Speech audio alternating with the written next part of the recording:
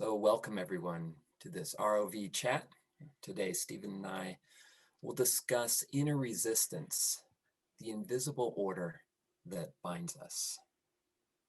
So in subtle energy meditation, we are engaged in a process where we're tuning inward to the flow of energy and information within and all around us.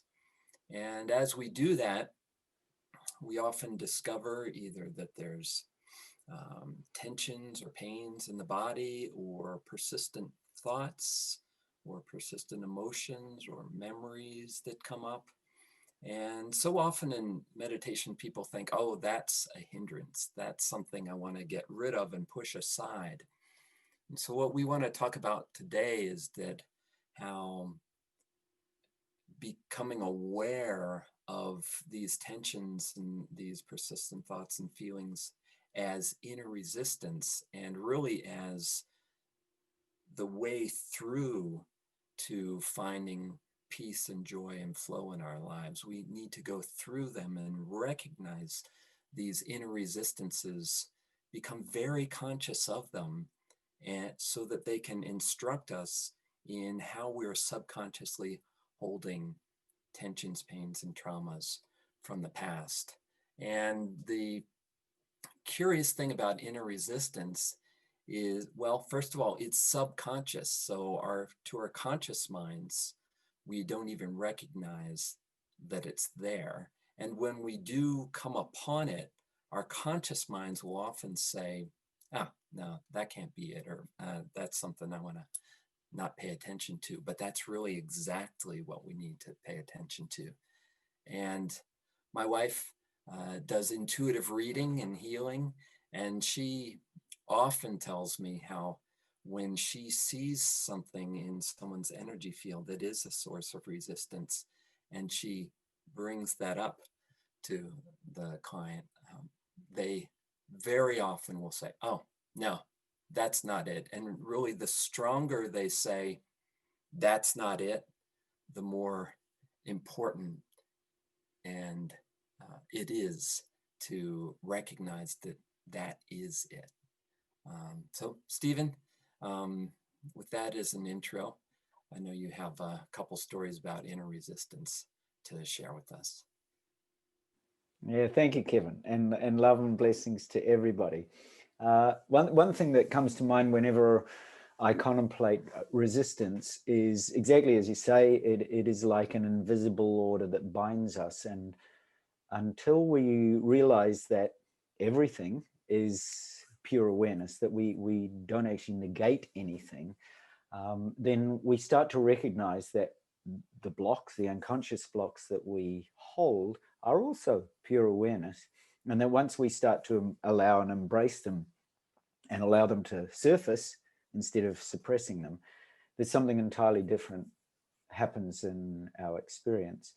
And certainly, as we grow to allow and embrace every part of our experience, and also see the insubstantiality or impermanence of those what we've suppressed, those blocks that we've suppressed. Because I think there's a feeling generally when you suppress something, you don't ever want it to come back. So a fear comes up, or a hindrance, or some sort of obstacle emotionally, and it's come up at various times during your life, and you think, I just don't want to deal with it. I'm not ready. It's not time. And so you push it down.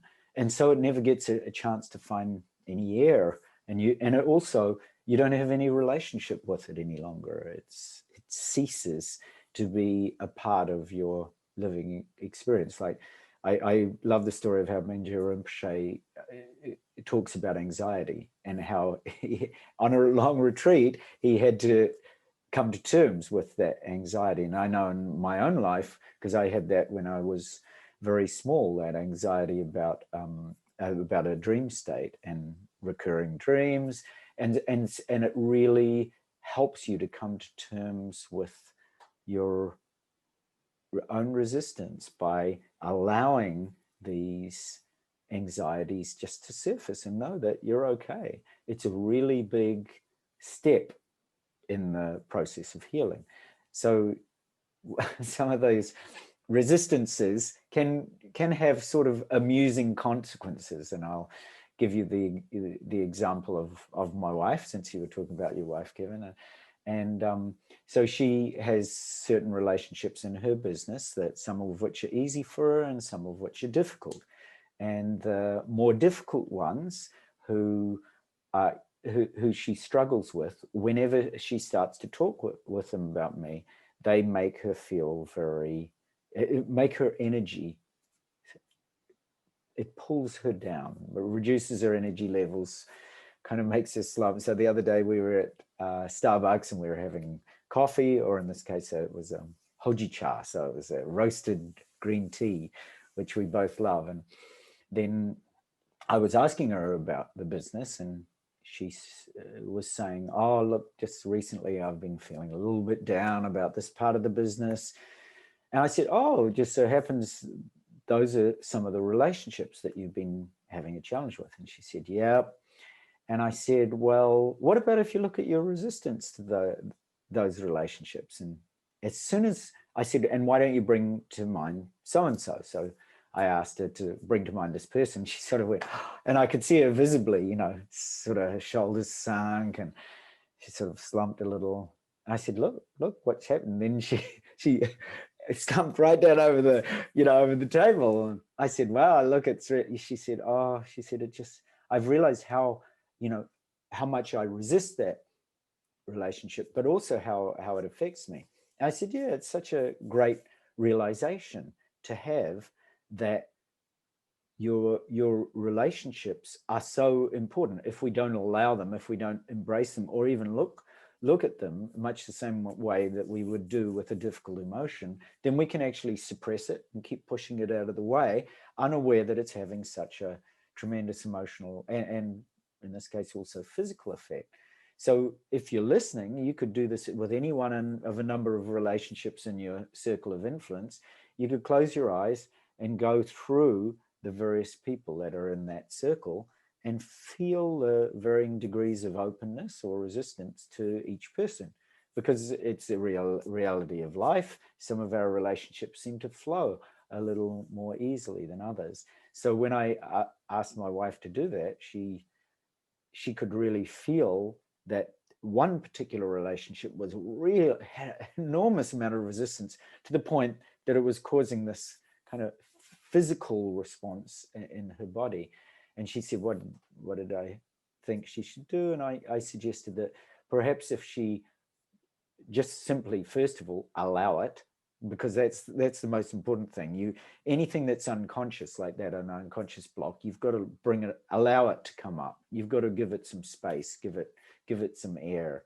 So I said, first of all, is allow it so you can actually see it, because when you're suppressing it, you can't view it clearly for what you can't see what's there at all.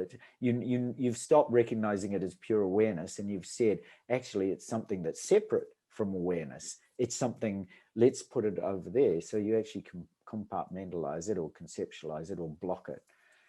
So when you allow it, first of all, and then second of all, to develop a healthy relationship with this person, then you've got to have a relationship. I mean, and that might mean that you take time out to approach that relationship and spend some time with the person and get to know them and actually try to work it out. And that can also mean that I've certainly had cases in my life where that person is so resistant to having a relationship or sorting out that you have to part ways and say, well, okay, it's not comfortable for either of us. I truly honor that. I'm going to let it go.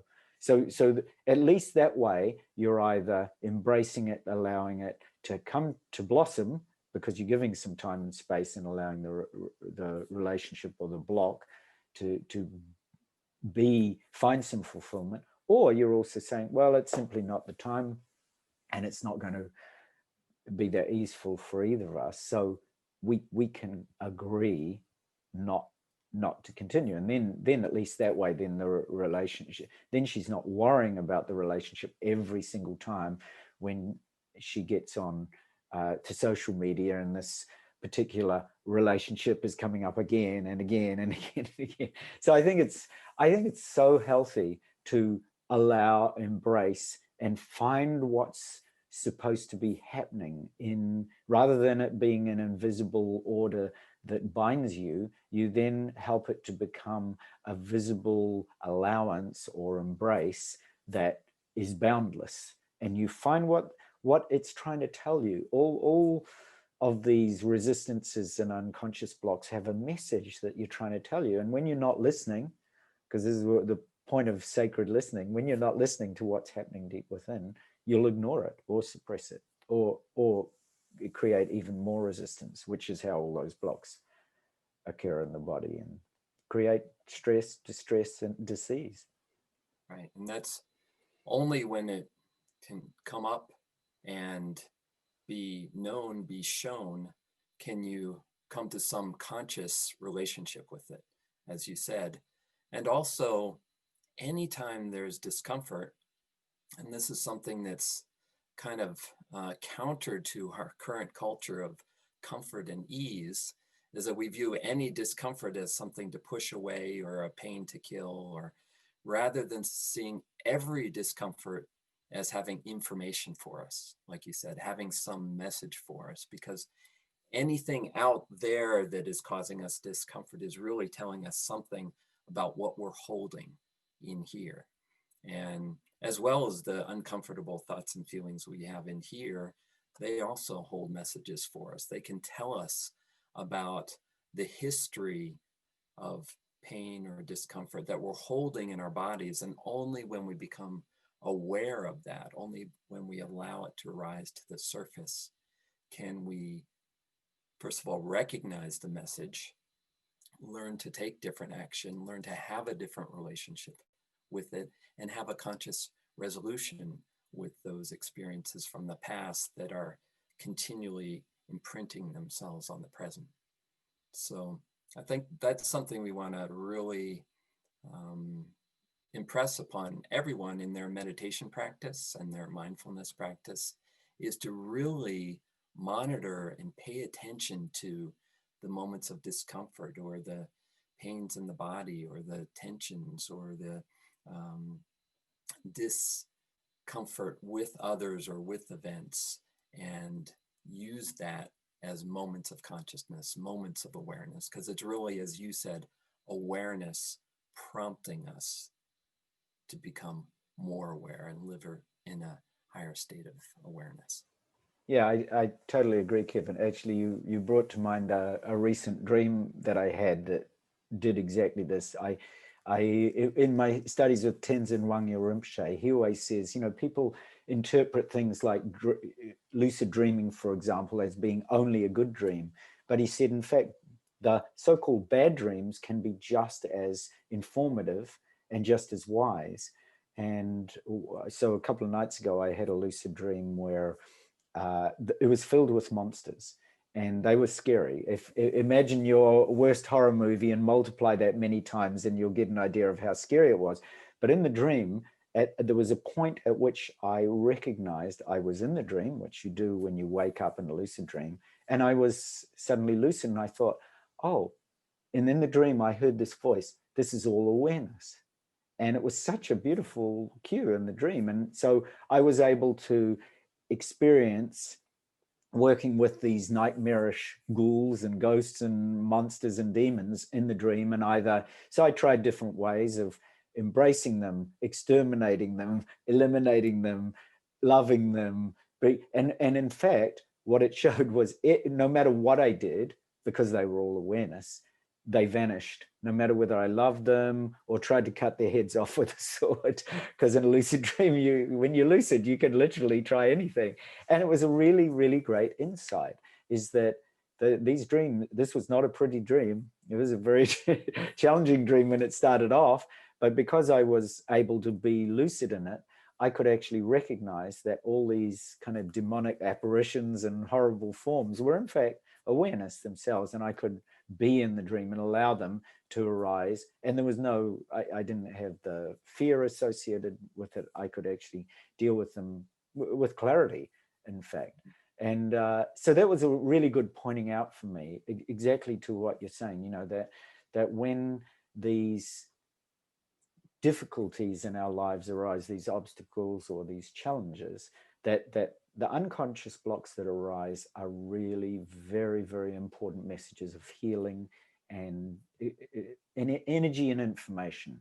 Because fundamentally, that's the awareness that comes through is providing us with energy and information to deal with something that's very present that we really do need to deal with right then and then. And in fact, if you pay attention to it, and it reminds me of some of the colleagues in dream workshops that I've had who have had dreams, prophetic dreams, say, warning them. In this case, a friend of mine, she's an author, had warning of breast cancer through a particular